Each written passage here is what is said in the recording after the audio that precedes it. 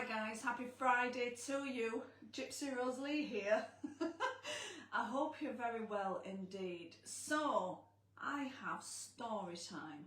I know how frustrating it can be when you are fully focused on achieving your goals, whether that be health, weight loss, fitness, whatever it is, and your mind isn't playing ball and your body isn't playing ball, and it's just completely, totally, utterly frustrating. It's like wading through treacle. It's like having one foot on the brake and one foot on the accelerator, and you are going nowhere fast.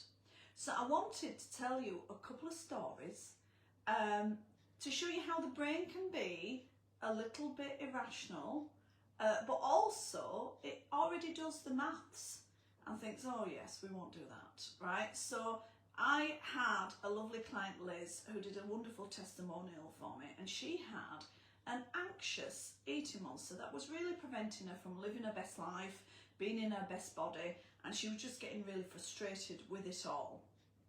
And the sabotaging was kicking in. Even though she was really focused on what she wanted, she was self-sabotaging. And she went, Anna, I don't know why.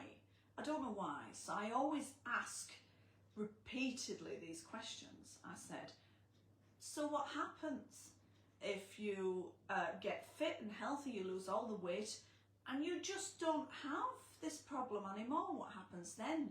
She went, oh my God, that would be amazing. She said, that would be fantastic. And I says, well, what would happen then? You know, like a few months down the line, what would happen then? She says, well, I'd probably go out and about a bit more, you know, I'd probably get more active, I'd probably, you know, meet more people. And I says, and what happens then? And she went, oh, well, maybe I might take up some hobbies, she said, and I might join some societies that I really enjoy. And I said, what happens then? I might meet someone romantically, or I might meet some new friends, and I'll have lots to do, and it'll be wonderful. And I said, and what happens then? And she went, I'll have even more to do than I do now, and I'm already exhausted. Now, the brain had already done the maths, right? And we just had to keep digging, keep digging, keep digging. It had already said, you're wrecked now, and you're wanting me to lose this weight, get fit and healthy, and then you're going to ask me to do 50 million more things on top of what I'm already doing. Hell no, right? So it was sabotaging her efforts. So we had to change the programming. Many people have stipulation. Oh, I disappeared then. Many people have stipulation on what happens when they get to their goal. Or when I get to a goal, I'll change my job. When I get to my goal, I'll get a new partner. When I get to my goal, I'll change all my wardrobe. When I get to my goal, I'll go on a safari in Africa, right? They have all these stipulations. And I said, you can just have the life you have and be more relaxed and just a bit smaller. You can just do that. And the relief that she felt from that was unbelievable. And so we did some work on that. And once the brain realised that it could get healthy, it could get fit, it could get slimmer, and it didn't have to do 5 million other things on top of everything else, it went, okay, hell yes, let's do it, you know? And so even though it might not always be rational, the brain had already done the maths.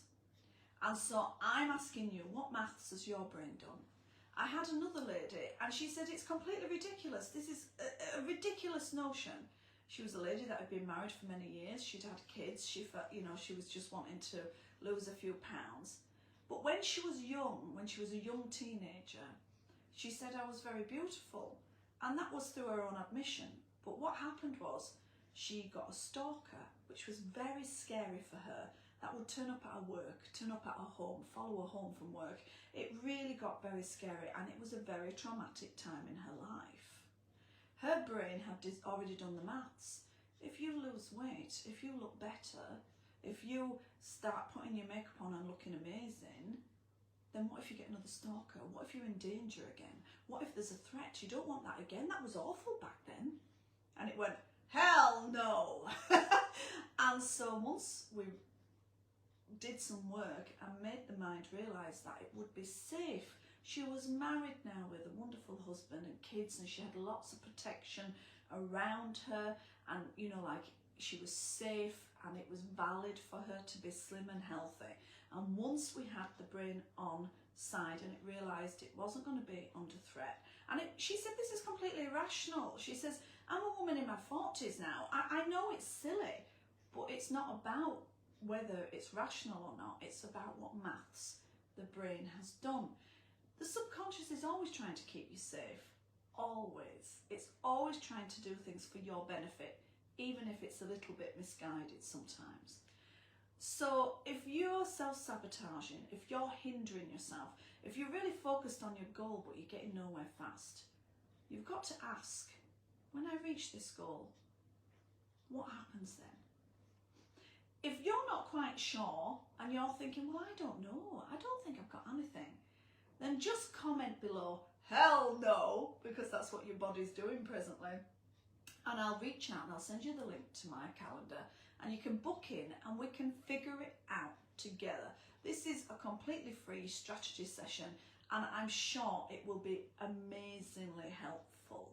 So if you feel like you're fighting yourself a little bit, like you're really going for it and trying, but the body is just fighting against you, your brain is self-sabotaging you, then we need to find out why, no matter how irrational it may seem or how regular it may seem.